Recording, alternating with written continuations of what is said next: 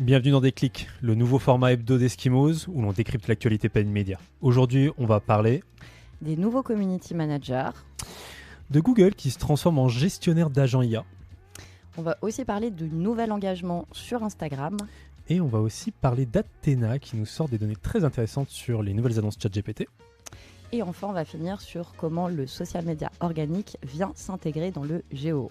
Et parce que c'est pas tout à fait fini, il y en a toujours un petit peu derrière, on va aussi parler du plateau qui est en train d'expérimenter ChatGPT, qui doit sans doute les faire bien flipper et à quel point Google et Meta se ruent sur la brèche.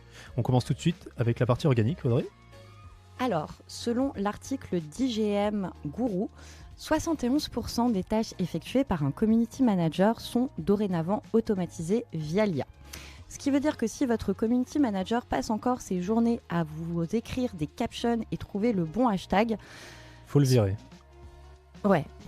En tout cas, c'est plus comme ça qu'on marche parce que ce travail est désormais fait beaucoup plus rapidement et beaucoup mieux par des IA. On n'oublie pas que les IA, ce sont des outils et qu'on s'en sert pour faire évoluer nos métiers. Dorénavant, en fait, l'expertise humaine va se trouver vraiment dans le côté stratégie. Qu'est-ce qu'on va venir apporter de nouveau? Qu'est-ce qu'on va faire comme contenu à valeur ajoutée pour aller craquer les algorithmes?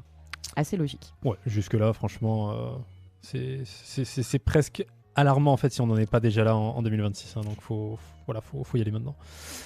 On fait quelques pas dans le futur maintenant avec Sundar Pichai, le CEO donc de Google, qui était l'invité du podcast Cheeky Point, et dans lequel il a révélé sa vision du futur de Google, qui est assez intéressante puisqu'on n'est plus sur un moteur de recherche, on n'est plus non plus sur un agent conversationnel, on est sur un gestionnaire d'agents IA. Donc grosso modo, on déléguerait nos tâches à Google et Google les ferait. D'une certaine manière, on pourrait dire que c'est un peu déjà le cas, hein, puisque quand on fait une recherche IA, que ce soit sur ChatGPT, Claude et évidemment AI Overviews, il y a quand même des tâches qui se font en background, typiquement des recherches justement sur un moteur de recherche.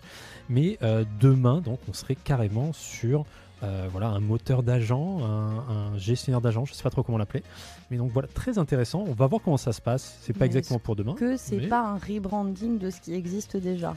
Si, clairement. À nouveau, on va en parler tout à l'heure. Je vais pas trop spoiler. Mais très clairement, tout le monde va absolument dire IA partout, à toutes les sauces, sans vraiment une bonne raison. Ceci dit, c'est quand même assez intéressant. Parce que pour le coup, Sundar Pichai est vraiment quelqu'un de très, très carré. Hein. Il a toujours fait des annonces plutôt mesurées et tout à fait réalistes. Donc même si je me doute que c'est pas pour demain, après-demain, ça va quand même être très cool. Donc j'ai hâte d'y être. De toute façon, ça avance très vite. On enchaîne avec le nouvel engagement sur Instagram. Si vous continuez de suivre les vanity metrics, comme on les appelle, des likes, du nombre de followers, et surtout si vous attendez d'avoir plus de followers que votre concurrent. Faut faire le buzz. Spoiler, vous êtes bloqué en 2018. Bonne nouvelle, nous sommes en 2026 et je vais vous expliquer comment, maintenant en 2026, on crée du contenu qui s'engage et surtout les nouveaux engagements sur Instagram. Que sont-ils? Eh bien, tout simplement les partages et les enregistrements parce qu'on va remettre la majorité silencieuse au milieu de l'algorithme qui a longtemps été oublié à tort, à mon sens. La majorité silencieuse, c'est la majorité des gens qui, en fait, regardent, consomment du contenu sans forcément interagir avec directement ou de façon publique. C'est-à-dire qu'ils ne mettent pas de commentaires, voire qu'ils ne likent même pas, même si ça les intéresse. Donc le fait de mettre le partage et les enregistrements au cœur des algorithmes, ça vient remettre en fait ces personnes au centre et vu que c'est la majorité, c'est super intéressant. Du coup, qu'est-ce que ça implique? Ça implique qu'il va falloir dorénavant vous creuser un petit peu plus la ménage. La femme de ménage.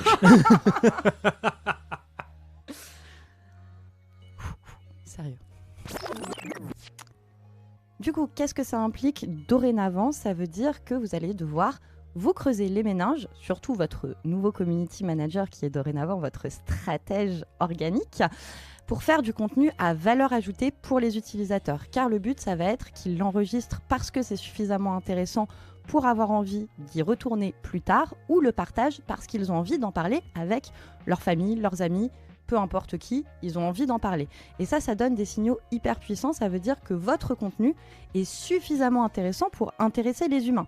Et de toute façon, si votre contenu ne parle pas aux humains, vous ne risquez pas de vendre votre produit. Jusqu'à présent, les IA n'achètent encore rien. Non. En tout cas, pour elle-même. Mais justement, puisqu'on parle d'IA, on va faire un petit zoom sur Athena. Athena, donc outil bien connu du marché, et notamment son CMO, Ashley Fletcher, qui sur LinkedIn s'inspire clairement de Tim Soulo, côté Ahrefs cette fois, autre outil bien connu du marché. Et Tim Soulo a l'habitude de produire beaucoup de contenu, justement beaucoup de contenu à valeur ajoutée. C'est depuis des années. Ahrefs a vraiment, c'est une masterclass de production de contenu. Et bien là, Athena, clairement, il essaie de faire la même chose avec notamment donc, son CMO, Ashley Fletcher. Ashley Fletcher qui partage beaucoup de choses très intéressantes dernièrement sur tout ce qu'ils peuvent scraper de ChatGPT Ads. Et donc là, en l'occurrence, ils ont remonté pas mal d'informations très intéressantes sur ce qui constitue les annonces ChatGPT Ads actuellement. Alors, la dynamique d'Athena est vraiment très cool et ce qui ressort est très cool de mon point de vue parce que bah voilà, je suis un peu geek du truc, mais en vrai c'est en fait assez décevant. C'est assez décevant parce qu'on se retrouve avec des annonces, on a l'impression d'être là 15 ans en arrière, faire du SI à l'ancienne, avec des annonces très finalement standard, j'ai pas envie de dire boring, mais c'est quand même un peu l'idée. Là où justement, s'il avait une carte à jouer chez ChatGPT, OpenAI, c'était d'avoir de la personnalisation, d'avoir un truc justement mieux que du search. Et là, on a l'impression de voir en gros des titres à 30 caractères qui sortent des années 2010, quoi. Entre ça et les CSV à implémenter directement dans la plateforme, ils sont en avance, mais pas sur tout. Ouais, mais moi j'aime bien les CSV. Non, mais bon, non, mais je suis d'accord. Donc c'est assez dramatique et on va le voir après. Malheureusement, ça fait un peu écho avec ce fameux plateau de ChatGPT. Pas trop de spoilers, mais voilà, il y a intérêt à ce qu'ils aillent plus vite et mieux, surtout chez OpenAI. Mais ce sera pour le sujet d'après. Je pense que vous n'avez pas pu passer à côté du GEO pour... je vais y arriver. Generative Engine Optimization. Merci pour cet accent magnifique. Oh yeah. Et comment on va venir imbriquer le social media organique à l'intérieur de cette grosse machine.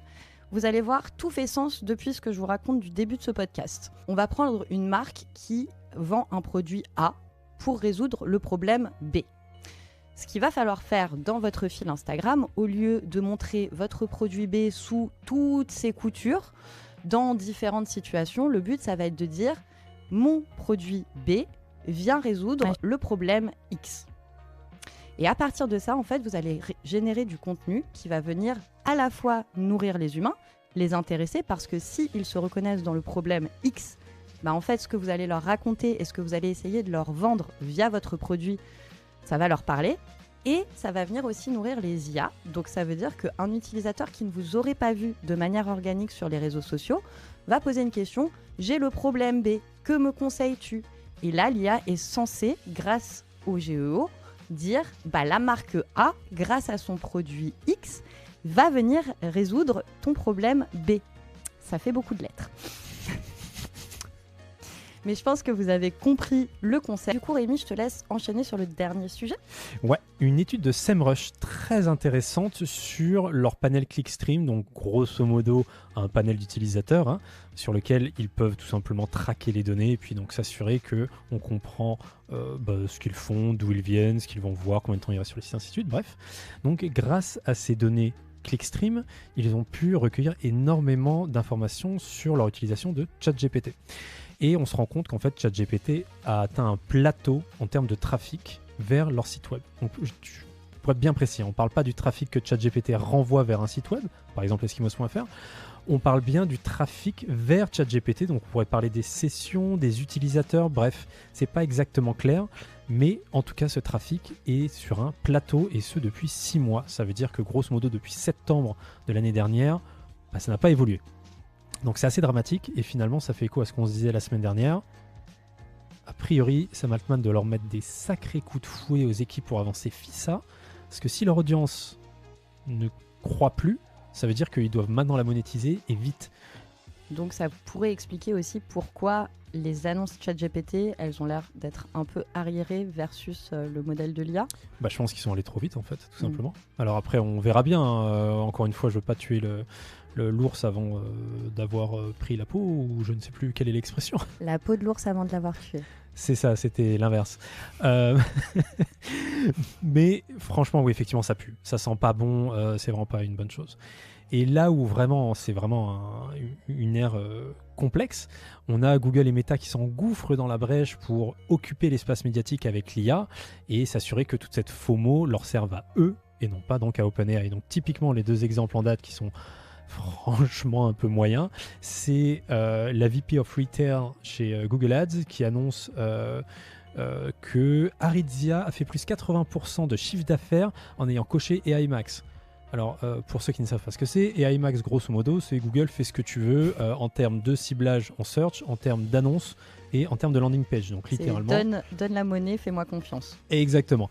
Bon, grosso modo, c'est comme une DSA. Voilà. Et d'ailleurs, ils vont sans doute maintenant tuer le produit DSA et le remplacer complètement par AI Max. Bon, il y a 2 choses là-dedans. Primo, si chez Aritzia, ils ont vraiment fait plus 80% juste en ayant coché une case, on en revient à ce community manager. Là, c'est la même chose, on va dire, chez le traffic manager. Faut le virer, hein, très clairement, parce que là, c'est dramatique en fait. Hein, tout simplement, 80%, c'est dramatique. Et plus sérieusement, très probablement ce qui se passe, c'est que ça a été pris sur un périmètre très court, sur quelque chose qui est absolument pas représentatif, puisque évidemment cette VP of Retail n'a partagé aucune information sur cet A/B test. Donc on sait ce que c'est que les A/B tests qui sont absolument pas fiables. Là, c'est très probablement le cas. Ouais, on connaît les études des régies. Je vous invite fortement à toujours lire les petites lignes en caractère. Vous allez découvrir des pépites. Notamment, on a étudié une campagne pendant 10 jours sur 3 ans. Et on en a tiré des enseignements qu'on partage à tout le monde au effort. Évidemment. Voilà, c'est toujours pareil. Les petits caractères, c'est comme quand vous passez chez le notaire, il faut bien les lire. Et c'est un peu la même chose chez Meta, parce que là on tire sur Google, mais ce qui marche à gauche marche à droite, il n'y a aucun problème avec ça. Et toutes les régies sont sur un pied d'égalité par rapport à ça. Hein, et, voilà, la prochaine fois, on tirera sur TikTok, petit, Pinterest, LinkedIn, Snapchat, tout le monde va y passer. Ah, TikTok, il y a des sujets intéressants à sortir, ils ont le vent en poupe. Bon, on en reparlera la semaine prochaine. Juste pour faire honneur à Meta qui nous sort donc sur son blog d'engineering quand même, hein, mais ça n'a pas empêché tous les marketeurs de se prendre le sujet à bras le corps. C'est une espèce de nouvelle Andromeda. Hein. Alors 2024, on nous a parlé d'Andromeda, on nous a saoulé avec ça. Encore en 2026, on entend parler d'Andromeda tous les jours. J'en peux plus, je vais vomir Andromeda tellement j'en peux plus d'Andromeda. Et bien là, c'est la même chose, qu'on a changé de nom. Ça s'appelle, attendez, je dis pas de bêtises, Adaptive Ranking Model. Et grosso modo, qu'est-ce que ça fait ? Justement, ça prend en compte des signaux d'engagement pour mieux classer les annonces, les publicités sur Instagram. C'est le principe de l'algorithme depuis qu'il existe. C'est très différent. Écoutez, regardez-moi bien, c'est très différent, d'accord ? Là, c'est fait avec de l'IA. Il y a LLM dedans, c'est un truc de fou. Non, vraiment, c'est pareil, quoi. On est en train d'occuper le paysage médiatique pour dire, venez chez moi, on est les pros de l'IA. En vrai, ils ont raison, puisque du coup, ChatGPT, encore une fois, est sur un plateau, donc ils défendent leur territoire, ils ont bien raison. Mais en réalité, voilà, si vous êtes un marketeur, s'il vous plaît, regardez les petites lignes, puisque là, en l'occurrence, ça veut rien dire. Donc, ChatGPT n'envoie pas les bons signaux, très clairement. Donc, j'espère que leur régie ads va vraiment dépoter quand on aura accès à ce self-management platform. Mais en vrai, ça ne veut pas dire non plus que tout d'un coup, Google et Meta deviennent se transforment de A à Z, quoi. Très clairement, c'est pas le cas.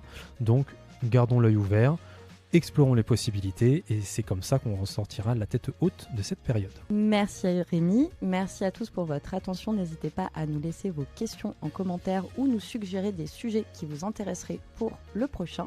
Et on vous dit à la semaine prochaine. Ciao!